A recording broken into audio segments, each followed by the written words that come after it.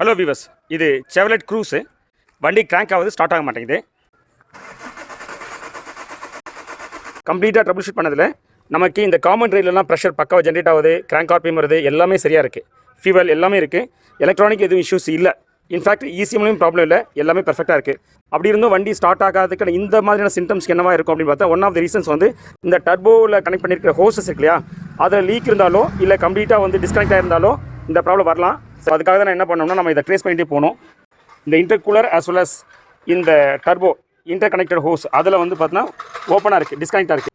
Viewers, disconnect ஆன டர்போவை நம்ம இப்போ கனெக்ட் பண்ணிட்டோம். இப்போ பார்க்கலாம் வண்டி ஸ்டார்ட் ஆகுதா இல்லையான்னு செக் பண்ணி பார்த்துலாம் வாங்க.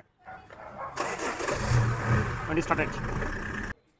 வீவர்ஸ், நம்ம சேனலை இது வரைக்கும் நீங்கள் சப்ஸ்கிரைப் பண்ணாமல் இருந்தால் please subscribe and then bell button எடுத்துங்க. ஸோ தட் நான் போடுற வீடியோஸ் உங்களுக்கு அப்டேட் வரும். Thanks viewers.